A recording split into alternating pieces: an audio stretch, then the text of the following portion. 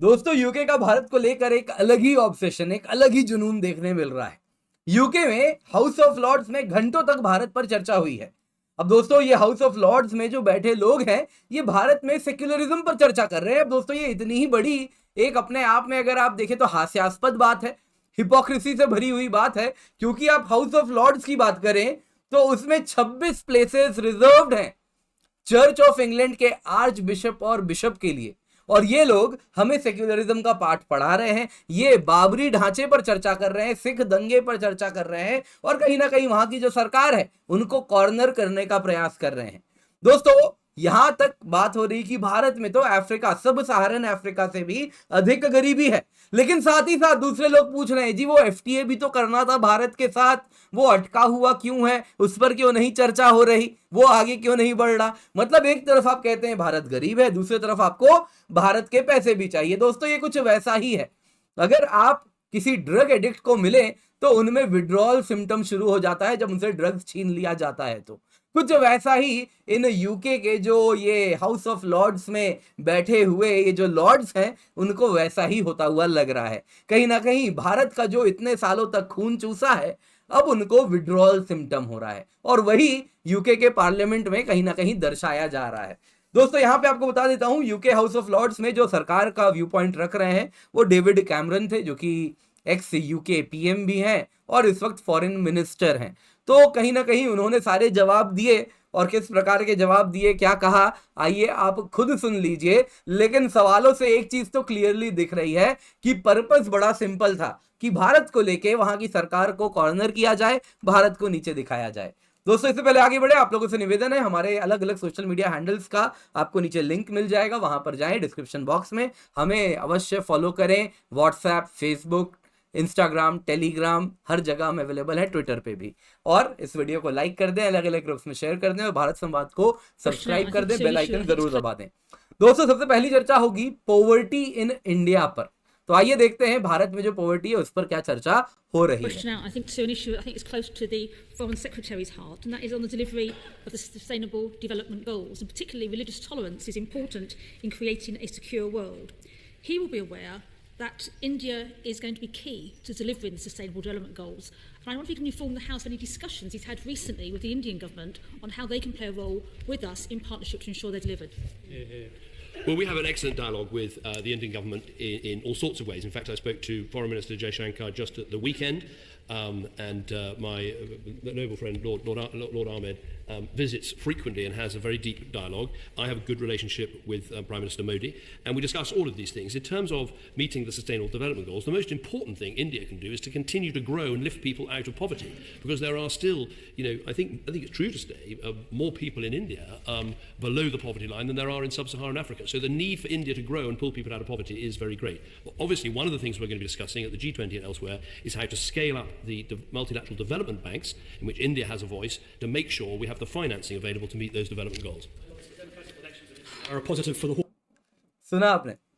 तो बात हो रही है भारत में गरीबी कैसे हटाई जाए। सस्टेनेबल डेवलपमेंट गोल SDG 1 में अगर आप देखें तो पॉवर्टी को एड्रेस किया जाता है, तो उसी को कैसे हटाया जाए। यहां पर यूके को बड़ी चिंता है, क्योंकि यूके से जैसे हमें वो पैसे देता हो, उनके पैसों से हम डेवलपमेंटल एक्शन ले रहे हो, या फिर हमें यूके की वजह से लो कॉस्ट में वर्ल्ड बैंक से, एशियन डेवलपमेंट बैंक से लोन मिल जाता हो। ऐसा भी नहीं है। हमें world bank, Asian development bank loan इसलिए देता है क्योंकि उन्हें मालूम है हमारे यहाँ डेवलपमेंटल वर्क के लिए पैसे आते हैं तो वो सही काम के लिए खर्च होता है, नंबर 1। नंबर 2, उनका पैसा डूबता नहीं है, उनको इंटरेस्ट सहित वापस मिल जाता है। तो यहाँ पर दोस्तों इनको बड़ी चिंता है भारत में कैसे पॉवर्टी कम की जाए। तो आइए इनको जरा सा मैं नॉलेज भी दे देता हूँ। दोस्तों यहाँ पे आप देख सकते हैं भारत में जो, अगर आप पॉवर्टी की बात करें तो पॉवर्टी नापने के अलग अलग पैमाने हैं। अगर आप $2.15 मान रहे हैं, उसके नीचे कितने लोग हैं, $3.65 के नीचे कितने लोग हैं, $6.85 के कितने नीचे लोग हैं। दोस्तों अगर आप $2.15 वाला मार्क लेके चलें तो जो नंबर्स है दोस्तों वो बताता है भारत में केवल 2% पॉपुलेशन बिलो दिस लेवल है। अगर आप $3.65 का आंकड़ा लेके चले तो 8% पॉपुलेशन बिलो $3.65 में आती है। और ये सस्टेनेबल डेवलपमेंट गोल्स में मल्टी डायमेंशनल पॉवर्टी इंडेक्स के माध्यम से उसको एड्रेस किया जाता है, नापा जाता है। तो कहीं ना कहीं उसके डेटा के साथ ये मिलान भी करता है $3.65 वाला लेवल, लेकिन नापने का तरीका बिल्कुल अलग है। दोस्तों यहाँ पे अगर आप $6.85 लेके चले, जो कि बहुत बड़ा नंबर है, अगर आप ग्लोबल लेवल पे कंपैरिजन पर्पस के लिए इस्तेमाल कर रहे हैं, तो 36% पॉपुलेशन भारत की है जो उस लेवल के नीचे है। यहाँ पे दोस्तों क्योंकि बात एसडीजी पर हो रही थी, तो एसडीजी का अगर आप टारगेट देखें तो जो ये चार्ट है उसके अनुसार आप देखें तो इंडिया को नाप भी नहीं रहे, क्योंकि इंडिया में ऑलरेडी पॉवर्टी बिलो 3% वो मान के चल रहे हैं। तो इसीलिए कहीं ना कहीं ऑन ट्रैक या ऑफ ट्रैक के लिए नापा भी नहीं जा रहा। Just like developed world, India को ये मेजर भी नहीं कर रहे। जहां तक बात है एसडीजी 1.2 के टारगेट की, वो इंडिया बिफोर शेड्यूल रीच करने वाला है। दोस्तों एसडीजी 1.2 कहता था कि 2015 में जो पॉवर्टी लेवल है 2030 तक उसका आधा हो जाना चाहिए। मल्टी डायमेंशनल पॉवर्टी इंडेक्स के माध्यम से ये पॉवर्टी नापा जाता है, और ये भारत ने 2019-20 आते आते ही काफी हद तक आधे के करीब पहुंच गए हैं। मोस्ट लाइकली अब तक आधा हो भी चुका है। तो हम कहीं ना कहीं टारगेट पर हैं। तो इसमें ब्रिटेन को बड़ी चिंता हो रही है। हाउस ऑफ लॉर्ड्स बहुत सवाल पूछ रहे हैं। वर्चुअली वो कर कुछ नहीं रहे, इसके लिए वो कर कुछ नहीं रहे, ना ही उनके सामने हमने कभी कहा है कि कुछ करो, लेकिन चर्चा करनी है। क्यों? क्योंकि मैंने आपको बताया ना, वही खून चूसने वाला जो पैरासाइट होता है उसको विड्रॉल सिम्टम्स हो रहे हैं। आगे सुनिए। अगला है दोस्तों बीबीसी पर एफटीए पर माइनॉरिटीज पर क्या बात हुई। to the Indian authorities. But all too often there have been harassment and intimidation by the Indian government when there's been reporting of human rights concerns as well as freedom of religion concerns, including the necessity of the BBC uniquely to restructure within India so that it is no longer operating in India like it operates in any other country in the world. Would the Foreign Secretary confirm to me that we are not offering market access to India for media, data and telecoms on an unequal basis, so that the freedoms that we should enjoy in this country when it comes to the BBC and open media to report human rights concerns should exist in India also, and we are not giving preferential market access when we are not offered that there? The Noble Lord makes a very good point about the rumbustious nature of Indian democracy. I think India should be proud of being the biggest democracy in the world. Like all democracies, there are imperfections, as there are in our own country, but we should celebrate the scale of their democracy. The point he makes about the BBC is important. I mean, my understanding is that India passed a law insisting that digital media companies had to be Indian owned, and the BBC has had to restructure on that basis. Now, I don't think that's not the British way of insisting that all media has to be domestically owned, although I know some in this place and elsewhere have been tempted by those moves. I myself have sometimes fantasized about that when reading things that I've read. But nonetheless, that's the reason why the BBC has restructured, together with some disagreements with India. The point he then goes on to make about the trade deal, I will take away and look at. My understanding where we are with the trade deal is good market access has been offered on both sides, but not quite enough yet to secure a deal. And I think it's important with these trade deals to make sure you only really get one proper shot at it. So make sure it's a good enough deal and be welcomed by industry leaders here in the UK as real market access. But on the point on media access, I will have to go away and look at that. Personally, I would say let's open up media access on both sides in order to make sure we have a good plurality of media. दोस्तों आपने सुना यहाँ पे वो पूछ रहे हैं कि बीबीसी के साथ भारत में देखिए क्या हुआ। भारत में जब भी फ्रीडम की बात होती है, रिलीजन की बात होती है, फ्रीडम ऑफ रिलीजन की बात होती है, फ्रीडम ऑफ स्पीच की बात होती है, और बीबीसी उसको भारत में उठाता है, और उसके बाद भारत ने बीबीसी का देखिए दुकान बंद करवा दिया। आज तक कहीं और दुनिया में नहीं हुआ, लेकिन भारत में बीबीसी को अपने और आपको रीस्ट्रक्चर करना पड़ रहा है, जैसा मैंने डिटेल में आपको एक वीडियो में बताया था। अब दोस्तों इसको वो कनेक्ट कर रहा है फ्री ट्रेड अग्रीमेंट जो अब तक साइन भी नहीं हुआ है। वो कह रहा है कि भाई ये जो फ्री ट्रेड अग्रीमेंट है, क्या उसमें हम डिजिटल मीडिया का मार्केट भारत को नहीं दे रहे?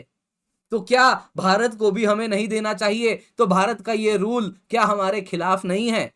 तो यहाँ पे डेविड कैमरन ने यही कहा कि भाई देखो, जहां तक बात है बीबीसी की, भारत में लॉ है कि वहां पे कोई भी विदेशी मीडिया पूर्ण रूप से 100% या 50% के ऊपर एफडीआई नहीं रख सकती, उसको it has to be owned by an Indian company, ये बाय लॉ है। तो ये जैसा ब्रिटिश चाहते हैं वैसा नहीं हो रहा है, लेकिन ये Indian version of doing things है। नंबर 2, एफटीए की बात की, उन्होंने कहा कि देखिए अच्छे प्रपोजल दोनों साइड से आए हैं, लेकिन ग्रेट प्रपोजल नहीं आया है। तो यहाँ पे कहीं ना कहीं चीजों को जबरदस्ती तोड़ मरोड़ के हाउस ऑफ लॉर्ड्स में रखने का प्रयास किया गया इन सो कॉल्ड लॉर्ड्स के द्वारा। अगला सवाल सुनिए, इसी में वो पूछ रहे हैं क्रिश्चियन परसिक्यूशन पर, सुनिए जरा।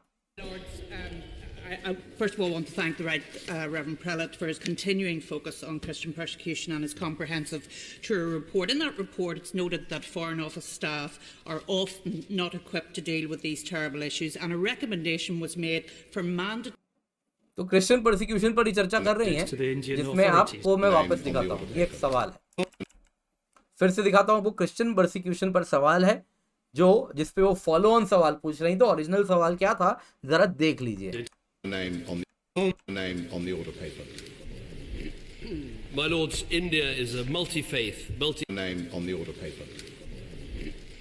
My Lords, India is a multi-faith. तो पूरा सवाल उनका वही था, क्रिश्चियन परसिक्यूशन मणिपुर में जो हुआ उसको वो क्रिश्चियन परसिक्यूशन से कंपेयर कर रहे हैं। क्या भारत में क्रिश्चियन परसिक्यूशन हो रहा है, किस प्रकार से हो रहा है, इन सब पे वो चर्चा कर रहे हैं विदाउट नोइंग ग्राउंड सिचुएशन क्या है, किस प्रकार से प्रोपेगेंडा चलाया जा रहा है। लेकिन सुनिए डेविड कैमरन इस पर क्या बोल रहे हैं। Multi-ethnic democracy and remains among the most religiously diverse societies in the world. It is home to 966 million Hindus, 172 million Muslims, 28 million Christians, 20 million Sikhs, 8 million Buddhists, and 4.5 million Jains. India is committed via its constitution to freedom of religion and belief. Where specific issues or concerns arise, the UK government does, of course, raise these directly with the government of India.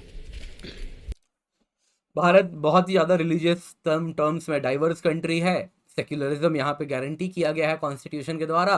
जब भी कुछ, usually तो ऐसा नहीं होता, लेकिन अगर कुछ होता है तो ब्रिटिश सरकार भारत की सरकार से इस पर जो भी बातचीत होती है। तो इस पे सुनिए फर्दर वो सवाल क्या पूछ रहे हैं। I thank the Noble Lord the Foreign Secretary for his answer. Disturbing reports of violations of freedom of religion or belief in the Indian state of Manipur over the past year have been rightly highlighted by the International Religious Freedom or Belief Alliance, of which the UK is a member, under the leadership of the Member of Parliament for Congleton, Fiona Bruce MP, the Prime Minister's Special Envoy for Freedom of Religion or Belief. Manipur में church of England के जो नुमाइंदे हैं house of Lords में जो बैठे हैं, ये कह रहे हैं मणिपुर में देखिए क्या हो गया, कैसे कितना कुछ हो रहा है, विदाउट नोइंग ऑन ग्राउंड क्या कारण है, क्या उसके पीछे कहानी है, लेकिन उसको क्रिश्चियन वायलेंस से वो जोड़ के सबके सामने पेश कर रहे हैं, विदाउट नोइंग उसके पीछे ड्रग्स की क्या कहानी है, क्या हो रहा है। तो यहाँ पे आप देख सकते हैं इस प्रकार से भारत को टार्निश करने का प्रयास किया गया। अगला देखते हैं। Almost exactly 10 years ago. यहाँ पे दोस्तों ये जो पूछने वाले हैं आपको बता देता हूं मैं, ये सिख समुदाय से आते हैं, ये भी लॉर्ड हैं, वहां पे बैठे हैं और वो आपको मालूम है किस प्रकार का, अभी सुनिए वो क्या क्या बात अब बोलेंगे। Almost exactly 10 years ago, since the Noble Lord the Minister stated in the other place that the mass killing of tens of thousands of Sikhs in 1984 was one of the greatest blots in the history of post-partition India. It's true that India has what is called a secular constitution, but since then we've had. अब तक 84 दंगे की बात की, फिर उन्होंने कहा ये सच है भारत में सेक्युलर कॉन्स्टिट्यूशन है, लेकिन अब जो सरकार है सुनिए वो क्या कर रही है। The riots in Ayodhya. Then we've had the riots in Ayodhya where tens of thousands of Muslims were killed. And then we had the Home Minister describing the Muslims as termites. Then there was a mosque, a Hindu temple built on the raised mosque. Babri. And Christians have been persecuted again and again, and Sikhs are told that if they behave like Hindus, they are fine, otherwise they're termed separatists. Does the Noble Lord the Minister Minister agree that India is a member of the Commonwealth, and shouldn't freedom of belief be at the forefront of the Commonwealth? Bharat में सिखों को भी ऐसे ही prosecute किया जा रहा है और उन्होंने कहा कि भारत तो कॉमनवेल्थ चार्टर का हिस्सा है, तो क्या यूके भारत को दबाव नहीं बना सकता कि वो रूल ऑफ लॉ और इस प्रकार का जो आपको मालूम है चीजें बोली जाती हैं, सेक्युलरिज्म वगैरह की जो चीजें हैं वो फॉलो ना करे? अरे भारत में कॉन्स्टिट्यूशन है जो सेक्युलरिज्म इंश्योर करता है, भारत में फ्री कोर्ट्स हैं। आपकी तरह हमारे यहाँ पार्लियामेंट में रिलीजियस डिनोमिनेशन के लोग नहीं बैठते, लेकिन ये हमें ज्ञान देंगे। तो सुनिए इस पर डेविड कैमरन क्या कहते हैं और फिर इनकी सच्चाई मैं आपको बताता हूँ। Well, I thank the Noble Lord for his question. I'll never forget the visit I made to Amritsar. It's one of the most beautiful places I've ever been, one of the most peaceful places. But of course, the memories of what happened there, it's very important that we acknowledge what happened and how wrong it was. The point he makes about the importance of religious tolerance, of freedom of religious belief in India, they are important points. And of course, there have been occasions where it's been something that we've raised with the Indian government, and I think that should continue to be the case. I mean, the original question was about the situation in Manipur, where there has been a very good report written by David Campanale, which I've studied, and I think it's right to say that we shouldn't downplay the religious aspects of some of this strife. Yes, sometimes it is communal or tribal or ethnic, but there, in many cases, a clear religious part of it, and we should be clear about that. My lords. तो दोस्तों David Cameron इसमें भी मतलब इधर उधर बचने का प्रयास किए। अब वो बहुत ही पुराने मंझे हुए नेता रहे हैं, तो उनको मालूम है क्या बोलना है, ज़्यादा भारत को ऐसा कुछ ना बोला जाए। वहाँ भी चुनाव चल रहा है तो वो अच्छे से मैनेज कर लिए। पर दोस्तों यहाँ पे आपको हाउस ऑफ लॉर्ड्स की मंशा दिख रही है। कॉमनवेल्थ चार्टर की बात कर रहे हैं कि देखिए कॉमनवेल्थ वाले हैं हम, है ना, क्या भारत पे हम दबाव नहीं बना सकते, रूल ऑफ लॉ फॉलो कर रहे हैं। अरे ये जो वैसे तो काफी वृद्ध हैं ये जो व्यक्ति थे हाउस ऑफ लॉर्ड्स में जो ये सवाल पूछ रहे थे, लेकिन इनकी सोच आज भी उसी जमाने में अटकी है। इनको लगता है कि भारत आज भी यूके का कॉलोनी है। क्या सच्चाई है आपको मैं बताता हूँ। आपके यहाँ कॉमनवेल्थ गेम्स चलने वाला है, आप चलवाते हैं हर बार इसी कॉमनवेल्थ चार्टर को एनफोर्स करने के लिए, अपनी कॉलोनियल सुप्रीमेसी को दिखाने के लिए। सच्चाई क्या है? आपके पास पैसे नहीं है, आपके अलाइज जो है कनाडा ऑस्ट्रेलिया ने हाथ खड़े कर दिए हैं और आप भारत के ही शरण में आके बैठे हुए हैं कि भाई कॉमनवेल्थ गेम्स करवा लो, कुछ तो कर दो या किसी से करवा दो।